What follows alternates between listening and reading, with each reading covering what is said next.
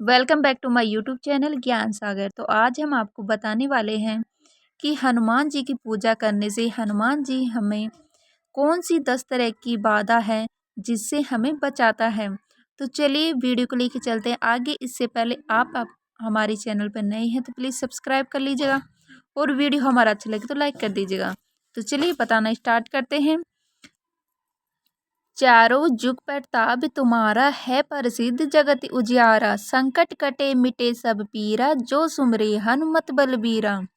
अंत काल रघुपर पुर जाई, जहाँ जन्म हरि भक्त कहाई, और देवता चित ना धरी, हनुमत से सर्व सुख करी।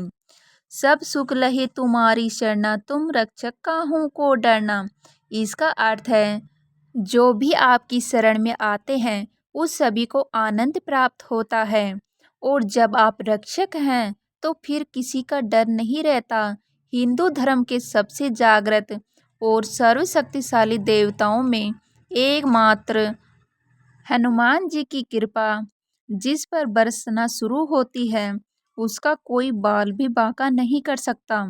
इस दिशाओं और चारों युग में उनका प्रताप है जो किसी भी व्यक्ति उनसे जुड़ा हुआ समझो उसका कष्ट दूर होता है। प्रतिदिन हनुमान चालीसा पढ़ना चाहिए। मार्गशीर्ष मास की शुक्ल पक्ष की त्रयोदशी तिथि के दिन व्रत करने से और इसी दिन हनुमान पाठ जप अनुष्ठान आदि प्रारंभ करने से त्वरित फल प्राप्त होता है। हनुमान जी इस कलयुग में सबसे ज़्यादा जागृत और साक्षात हैं। कलयुग में हनुमान जी की भक्ति ही लोगों को दुख और संकट से बचाने में सक्षम है। बहुत से लोग किसी बाबा गुरु अन्य देवी देवता ज्योतिषी और तांत्रिकों के चक्कर में भटकते रहते हैं क्योंकि वे हनुमान जी की भक्ति और शक्ति को नहीं पहचानते। ऐसे भटकते हुए लोगों का राम ही भला करे। हनुमान जी की भक्ति और हनुमान चालीसा पढ़ने से व्यक्ति खुद को इन 10 तरह की बाधाओं से बचा लेता है। तो चलिए बताना स्टार्ट करते हैं। पहली बाधा कौन सी है? भूत पिशाच निकट नहीं आवे, महावीर जब नाम सुनावे। इसका अर्थ है जहाँ महावीर हनुमान जी का नाम सुनाया जाता है वहाँ भूत पिशाच पास भी नहीं फटकते हैं। जिसे किसी अनजान शक्ति या भूत पिशाच आदि से डर लगता है वे हनुमान जी का बस नाम ही जपते रहेंगे तो भयमुक्त हो जाएंगे। भूत पिशाच जैसी ऊपरी बाधाओं से परेशान व्यक्ति को बजरंग बाण का पाठ करना चाहिए और नित्य या मंगलवार और शनिवार को हनुमान मंदिर में जाकर हनुमान जी को अगरबत्ती लगाना चाहिए। फैक्ट्री या व्यवसाय स्थान आदि पर भूत प्रेतों का साया न पड़े इसके लिए अपने अपने प्रतिष्ठानों के ऊपर हनुमान ध्वज लगाना चाहिए। यह ध्वज लाल कलर का हो। बुरी आत्माओं का प्रवेश घर में न हो इसके लिए द्वार पर सिंदूर से राम राम लिखकर 7 बिंदु लगा दें जिससे आपका घर सुरक्षित रहेगा। मकान के आसपास शमशान हो या कोई खंडहर भवन हो तो ऐसे में मकान के ऊपर हनुमंत ध्वज की स्थापना कर देनी चाहिए। भय मुक्त जीवन। यदि आप अंधेरे भूत प्रेत से डरते हैं या किसी भी प्रकार का भय है तो आप है हनुमंत नमः का रात को सोने से पूर्व हाथ पैर और कान नाक धोकर पूर्वाभिमुख होकर 108 बार जप करके सो जाएं। कुछ ही दिनों में धीरे धीरे आप में निर्भीकता का संचार होने लगेगा। अगले टॉपिक पे आते हैं नंबर 2 पे। शनि और ग्रह बाधा।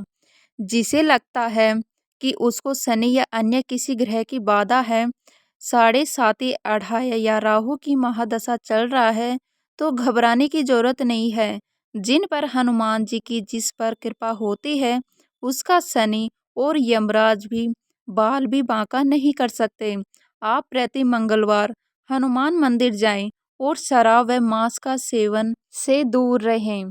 इसके अलावा शनिवार को सुंदरकांड या हनुमान चालीसा पाठ करने से शनि भगवान आपको लाभ देने लगेंगे। शनिवार को हनुमान मंदिर में जाकर हनुमान जी को आटे के दीपक लगाएं। पहला कारण है, चंद्रमा को हनुमान जी ने शनि से बचाया था, तो वे चंद्रशेखर कहलाए थे। एक बार राम जगपथ बाधा में डालने के बाद शनिदेव को हनुमान जी ने अपनी पूंछ में लपेट लिया था और अपना राम कार्य करने लग गए थे। इस दौरान शनिदेव को कई चोटें आई। बाद में जब हनुमान जी को याद आया तो उन्होंने शनिदेव को मुक्त किया। तब शनिदेव को अपनी भूल का एहसास हुआ और उन्होंने कहा कि आज के बाद मैं राम कार्य और आपके भक्तों के कार्य में कोई बाधा नहीं डालूंगा। एक बार हनुमान जी ने शनिदेव को रावण की कैद से मुक्त कराया था। तब शनि भगवान ने वचन दिया था कि मैं आपके किसी भी भक्त पर अपनी कृपा बनाए रखूंगा। दूसरा कारण था, पराशर संहिता में हनुमान जी की शादी का उल्लेख है। माना जाता है कि हनुमान जी का विवाह सूर्य की पुत्री सुचला से हुआ था। आंध्र प्रदेश के खम्बम में एक प्राचीन हनुमान मंदिर है, जहां हनुमान जी के साथ उनकी पत्नी की भी मूर्ति विराजमान है। शास्त्रों में शनि महाराज को सूर्य का पुत्र बताया गया है। इस नाते हनुमान जी की पत्नी सूर्यचला शनि महाराज की बहन हुई और सबके संकट दूर करने वाले हनुमान जी भाग्य के देवता शनि महाराज के बहनोई हुए। अगले पन्ने पर तीसरी बात आती है, रोग और शोक नासे रोग हरे सब पीरा, जपत निरंतर हनुमत बीरा। इसका अर्थ है, वीर हनुमान जी आपका निरंतर जप करने से सब रोग चले जाते हैं और सब पीड़ा मिट जाती है। यदि आपको शरीर में पीड़ा है या आप किसी रोग से ग्रस्त हैं, तो आप हनुमान बहुक का पाठ करें। हनुमान बहुक गोस्वामी तुलसीदास द्वारा रचित स्रोत है। जनश्रुति के अनुसार एक बार जब कलयुग के प्रकोप से उनकी भुजा में अत्यंत पीड़ा हुई तो उसके निवारण के लिए तुलसीदास जी ने इस स्रोत की रचना की थी। यदि आप गठिया, वात, सिर दर्द, कंठ रोग, जोड़ों का दर्द आदि तरह के दर्द से परेशान हैं, तो जल का एक पात्र सामने रखकर हनुमान भावुक का 26 या 21 दिनों तक मुहूर्त देखकर पाठ करें। प्रतिदिन उस जल को पीकर दूसरे दिन दूसरा जल रखें। हनुमान जी की कृपा से शरीर की समस्त पीड़ाओं से आपको मुक्ति मिल जाएगी। अगले पन्ने पर चौथी बात लिखी है कि कोर्ट कचहरी जेल बंधन से मुक्ति। हनुमान जी बंदी छोड़ बाबा हैं, उनके अलावा कोई अन्य बंदी छोड़ नहीं है। जो व्यक्ति नित्य सुबह और शाम हनुमान चालीसा पढ़ता रहता है, उसे कोई भी व्यक्ति बंधन नहीं बना सकता। उस पर कारागार का संकट कभी नहीं आता। वह मानसिक रूप से भी बंधक से मुक्त हो जाता है। यदि किसी व्यक्ति को अपने कुकर्मों के कारण कारागार हो गई है, तो उसे संकल्प लेकर क्षमा प्रार्थना करना चाहिए और आगे से कभी किसी भी प्रकार के कुकर्म नहीं करने का वचन देते हुए हनुमान चालीसा का 108 बार पाठ करें। हनुमान जी की कृपा हुई तो कारागार से ऐसे व्यक्ति मुक्त हो जाते हैं। इसके अलावा यदि आपका कोई केस कोर्ट में चल रहा है, तो भी आप जीत जाएंगे। प्रति मंगलवार एवं शनिवार को हनुमान मंदिर में जाकर गुड़ और चना अर्पित करें और घर में सुबह शाम हनुमान चालीसा का पाठ करें। पाठ करने के पहले और बाद में आधे घंटे तक किसी से बात न करें। जब 21 दिन पूरे हो जाएं, तो हनुमान जी को चोला चढ़ाएं। हनुमान जी की कृपा हुई तो आप निश्चित ही कोर्ट से बरी हो जाएंगे। अगले पन्ने पर आती है पांचवी बात, मारण संमोहन उच्चाटन। बहुत से व्यक्ति अपने कार्य या व्यवहार से लोगों को रुष्ट कर देते हैं। इससे उनके शत्रु बढ़ जाते हैं। कुछ लोगों को स्पष्ट बोलने की आदत होती है, जिसके कारण उनके गुप्त शत्रु भी होते हैं। यह भी हो सकता है कि आप सभी तरह से अच्छे हैं, फिर भी आपकी तरक्की से लोग जलते हों और आपके विरुद्ध षड्यंत्र रचते हों। ऐसे समय में यदि आप सच्चे हैं, तो श्री बजरंग बाण आपको बचाता है और शत्रु को दंड देता है। बजरंग बाण से शत्रु को उसके किए की सजा मिल जाती है, लेकिन उसका पाठ यह एक जगह बैठकर अनुष्ठान पूर्वक 21 दिन तक करना चाहिए और हमेशा सच्चाई के मार्ग पर चलने का संकल्प लेना चाहिए, क्योंकि हनुमान जी सिर्फ सच्चे और पवित्र लोगों का ही साथ देते हैं। 21 दिन में तुरंत फल मिलता है। अगले पन्ने पर आती है छठी बात, घटना दुर्घटना से बचना। घटना दुर्घटना को राहु केतु और शनि अंजाम देते हैं, जैसे अचानक आग लग जाना, आपकी गाड़ी का एक्सीडेंट हो जाना या किसी मुसीबत का अचानक आ जाना। हनुमान जी आपको सभी तरह की घटना और दुर्घटना से बचा लेते हैं। इसके लिए आप सदा उनकी शरण में रहकर प्रतिदिन हनुमान चालीसा पढ़ते रहें, कभी कभी सुंदरकांड भी पढ़ें और बजरंग बाण भी। इसके अलावा सामर मंत्रों को भी ज्ञान प्राप्त कर ले। हनुमान जी का साबर मंत्र अत्यधिक सिद्ध मंत्र है। इसके प्रयोग से हनुमान जी तुरंत ही आपके मन की बात सुन लेते हैं। यह मंत्र आपके जीवन के सभी संकटों और कष्टों को तुरंत ही चमत्कारिक रूप से समाप्त करने की क्षमता रखता है। हनुमान जी के कई सामर मंत्र हैं तथा अलग अलग कार्यों के लिए है। अगले पन्ने पर आता है 7वीं बात, मंगल दोष। बहुत से लोग मंगल दोष की भय से ग्रसित हैं। शादी के लिए मंगल को जिन स्थानों पर देखा जाता है वे 1, 4, 7, 8 और 12 भाव है। ज्योतिषियों अनुसार इनमें से केवल 8वां और 12वां भाव सामान्य तौर पर खराब माना जाता है। सामान्य तौर का अर्थ है कि विशेष परिस्थितियों में इन स्थानों पर बैठा मंगल भी अच्छे परिणाम दे सकता है। ऐसा माना जाता है कि 28 वर्ष की उम्र के बाद यह दोष समाप्त होना शुरू हो जाता है। मंगलवार के दिन व्रत रखकर सिंदूर से हनुमान जी की पूजा करने एवं हनुमान चालीसा का पाठ करने से मंगली दोष शांत होता है। इसके अलावा लाल वस्त्र में मसूर दाल, रक्त चंदन, रक्त पुष्प, मिष्टान एवं द्रव्य लपेटकर नदी में प्रवाहित करने से मंगल का अमंगल दूर हो जाता है।